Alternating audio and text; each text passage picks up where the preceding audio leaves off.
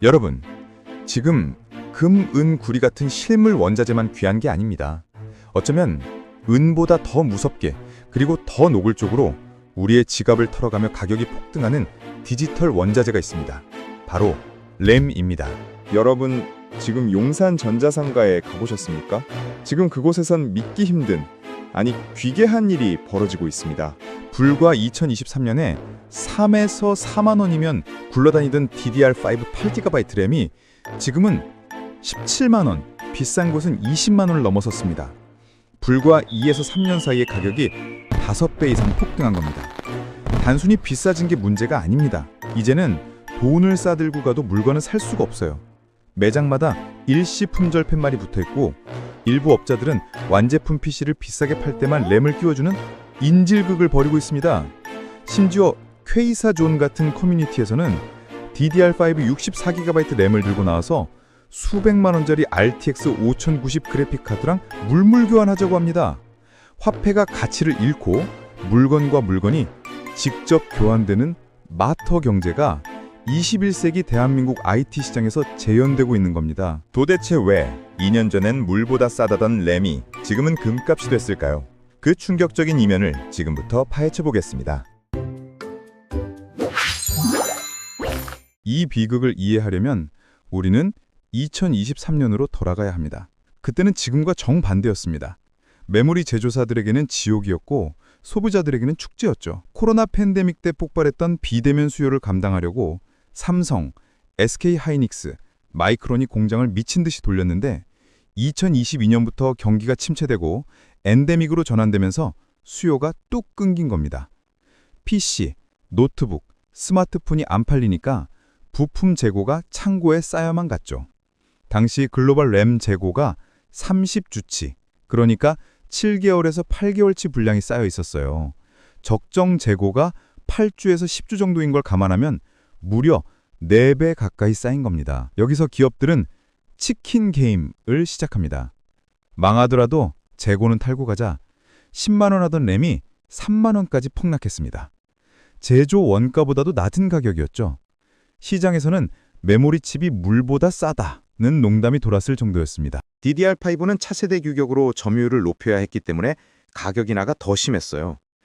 2021년 말에 10만 원대였던 삼성 DDR5 8GB가 2023년 중반에는 3만 원에서 4만 원 초반까지 떨어졌거든요.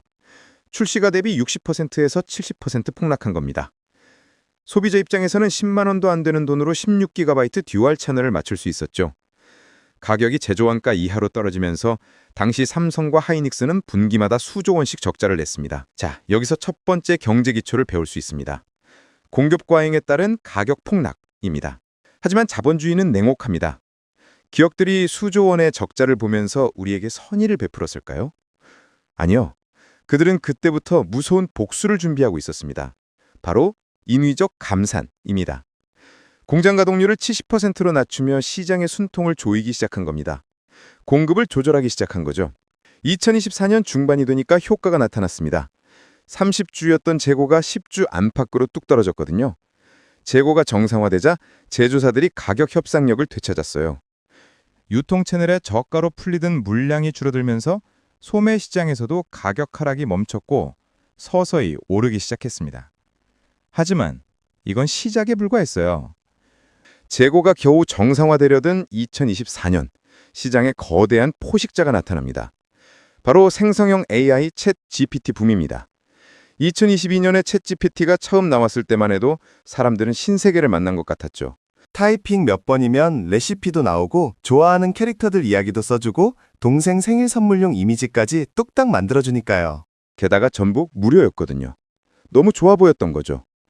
여러분은 챗 GPT를 공짜로 쓴다고 생각하시죠? 아닙니다.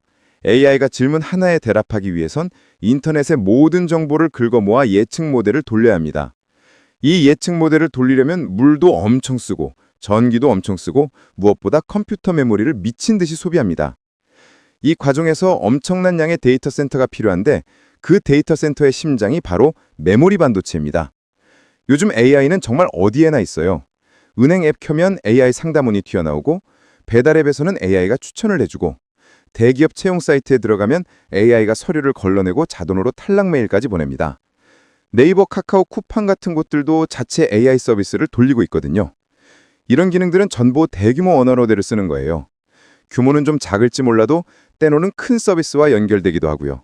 그리고 이것들도 전부 데이터를 요구하고 메모리를 요구합니다. 여기서 핵심적인 기회비용의 원리가 작동합니다. HBM은 일반 램보다 수익성이 5배, 10배 높습니다. 제조사 입장에선 한정된 웨이퍼를 어디에 쓸까요? 당연히 HBM입니다. HBM 생산을 10% 늘리면 우리가 집에서 쓰는 일반 DDR5 생산량은 30%가 줄어드는 구조입니다. 그러니까 AI가 성장할수록 PC용 메모리는 부족해질 수밖에 없는 겁니다. 아마존, 마이크로소프트, 구글 같은 빅테크들이 연간 계약으로 램을 블랙홀처럼 빨아들이고 있습니다. 일반 소비자가 사려던 램이 이 거대 기업들의 데이터 센터로 먼저 가버린 겁니다. 제조사 입장에선 가격 저항 심하고 마케팅 비용 많이 드는 일반 소비자한테 팔기보다는 대량으로 사가는 서버 시장의 물량을 우선 배정하는 게 합리적이거든요. 여러분이 무료로 쓰는 AI의 진짜 비용을 지금 5배 비싸지는 램 가격으로 지불하고 있는 셈입니다. 상황이 이렇다 보니 시장에는 공포가 퍼졌습니다. 2025년 하반기부터 가격은 완만한 상승을 넘어 패닉 수준으로 치솟았습니다. 2025년 8월에 69,000원이던 16GB 램이 불과 3개월 만에 20만 원을 돌파했습니다. 삼성전자는 아예 유통망에 재고 없음을 선언했습니다. 2025년 말이 되니까 PC 조립 커뮤니티랑 도매 시장에서 사재기 현상이 벌어졌어요. 돈을 더 줘도 못 구한다는 공포가 시장을 지배하자 유통상들은 물건을 잠그고 가격을 올렸고 소비자들은 울며 겨자 먹기로 높은 가격을 지불했습니다. 심지어 일부 사람들은 미리 사둔 램을 되팔아서 차이가 남기는 램테크에 나섰습니다. 램이 재테크 수단이 된 겁니다. 램은 컴퓨터 세계에서 가장 중요한 부품 중 하나예요. 그런데 이걸 생산하는 주요 업체가 딱 3곳밖에 안 된다는 게 충격적이죠. 그나마 다행인 건 그중 2곳이 한국 기업이라는 겁니다. 삼성전자는 글로벌 1위 반도체 기업이고 수십 년 동안 컴퓨터 산업의 핵심이었죠. SK하이닉스도 세계 2위 메모리 반도체 생산업체로 삼성과 함께 한국 반도체 산업의 양대 산맥이에요. 세 번째는 미국의 마이크론인데 2025년 12월 초에 충격적인 발표를 했어요. 일반 소비자 시장에서 사실상 손을 떼고 비즈니스 모델 전체를 AI 데이터 센터 쪽으로 돌린다고 선언한 겁니다. 사실상의 독과점이 시작된 겁니다. 경쟁이 사라진 시장에서 기업은 소비자에게 마지막 한 푼까지 쥐어짜내는 가격을 매깁니다. 실제로 삼성전자는 이런 램 가격 폭등 덕분에 2025년 4분기에 16조 원이라는 역대급 영업이익을 기록할 전망입니다. 우리가 비명을 지를 때 시스템의 정점에 있는 기업들은 사상 최대의 축제를 벌이고 있습니다. 그 말은 삼성이 당분간 공급을 급격히 늘려서 가격을 안정시킬 이유가 없다는 겁니다. 오히려 2023년에 손실을 만회하고 차세대 투자를 위한 현금을 확보하는 전략을 계속 밀고 나갈 가능성이 높아요. 마지막으로 우리가 간과해서는 안 될 요소가 있습니다. 지금 램이 부족한 건 맞는데 그게 사실 다른 부족 때문일 수도 있거든요. 램은 컴퓨팅에서 가장 강력하고 다재다능한 도구 중 하나인 반도체에 전적으로 의존합니다. 집적 회로라고도 부르는 마이크로칩 말이에요. 요즘 거의 모든 디지털 제품의 근간이 되는 부품이죠. 램스틱이나 다른 램 제품에도 당연히 들어가고요. 생산이 밀리면 병목 현상이 생기는데 이게 훨씬 더 심각해질 수 있습니다. 왜냐하면 이 반도체를 만드는 곳이 몇 군데 안 되거든요. 전 세계 반도체 생산을 장악하고 있는 곳이 크게 3군데인데 대만, 한국, 그리고 미국입니다. 대만은 독립 문제로 여전히 중국과 갈등을 겪고 있지만 TSMC를 중심으로 기술 강국이 됐죠. 현재 전 세계 반도체의 60% 이상을 생산하고 있고 애플이나 AI 강자 엔비디아 같은 기업들에 공급하고 있거든요. 근데 이게 순식간에 바뀔 수 있어요. 중국이 침공하면 전 세계 공급망이 마비될 수 있습니다. 그렇게 되면 한국의 삼성과 SK하이닉스로 수요가 몰리면서 지금보다 더 심각한 품귀 현상이 벌어질 수 있어요. 중국은 당연히 대만의 생산시설을 손에 넣어서 공급망을 장악하고 싶어 할 겁니다. 이 침공이 당장 일어날 가능성이 높은지는 확실하지 않지만 중국은 오랫동안 시뮬레이션을 돌려왔고 나머지 세계도 마찬가지거든요. 이게 워낙 큰 위협이라서 많은 서방 분석가들은 중국이 침공하면 공장을 파괴하자는 제안까지 했어요. 우리가 칩을 못 가지면 중국도 못 가지게 하자는 거죠. 어느 쪽이든 간에 이건 전 세계 컴퓨팅 환경의 묵시록 수준의 시나리오입니다. 그래서 각국이 이걸 피하려고 엄청 애쓰고 있어요. 최근 몇 년 동안 반도체 생산 확대를 위한 러시가 있었거든요. 한국은 용인과 평택에 대규모 반도체 클러스터를 만들고 있고 삼성과 SK하이닉스는 천문학적인 돈을 투자해서 생산 라인을 늘리고 있습니다. 중국도 자체 파이프라인을 강화했고 일본도 다시 뛰어들었어요. 미국은 보안 강화를 위해 일부 생산을 본국으로 되돌리고 있고요. 하지만 전쟁이 나면 한국 생산도 타격을 받을 수 있어요.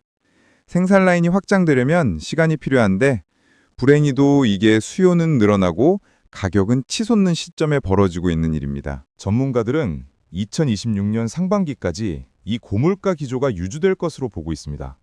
서버용 램 가격이 60에서 70% 추가 인상될 것이라는 전망이 지배적입니다. 결국 램 가격은 예전으로 돌아오지 않을 가능성이 높습니다. 여러분, 오늘 우리가 살펴본 램 대란은 단순한 부품 가격 이야기가 아닙니다. 이것은 AI 시대로 넘어가는 과정에서 일어나는 거대한 산업 구조의 재편이자 부의 재분배 과정입니다. 우리가 무료로 쓰고 있다고 생각했던 AI 서비스들의 진짜 비용을 지금 일반 소비자들이 램 가격으로 대신 치르고 있는 겁니다. 챗 GPT에게 질문 하나 던질 때마다, 은행 앱에서 AI 상담원과 대화할 때마다 어디선가 거대한 데이터 센터가 돌아가고 있고 그 데이터 센터를 위해 당신이 사려던 램이 먼저 팔려나가고 있는 거예요. 빅테크는 AI를 통해 권력을 주고 반도체 기업은 공급 통제를 통해 이익을 챙깁니다. 그 사이에서 아무것도 모르는 일반 소비자들은 비싼 램을 사며 그들의 비용을 대신 내주고 있습니다. 그리고 이건 아마도 시작일 뿐일 거예요. AI가 더 발전하면 발전할수록 우리 일상의 다른 부품들도 하나씩 이런 식으로 잠식당할 수 있습니다. 시스템의 원리를 모르면 여러분은 평생 탈탈 털리는 소비자로만 남게 됩니다. 어떤 자산의 값이 오를 때 환호만 하지 마십시오. 왜 오르는지, 그 뒤에서 누가 공급을 조절하고 있는지, 그리고 다음 타겟은 무엇이 될지 알아야 합니다. 2026년 램이 금값이 된 것처럼 내일은 여러분의 식탁 위에 있는 음식이 혹은 여러분의 현금이 어떤 식으로 변할지 아무도 모릅니다. 진정한 재테크는 급격하게 변화하는 사회의 이 미친 시스템에서 내 자선을 지킬 수 있는 경제적 안목을 기르는 것입니다. 오늘 영상이 여러분의 자선을 지키는 강력한 한 스푼이 되었길 바랍니다.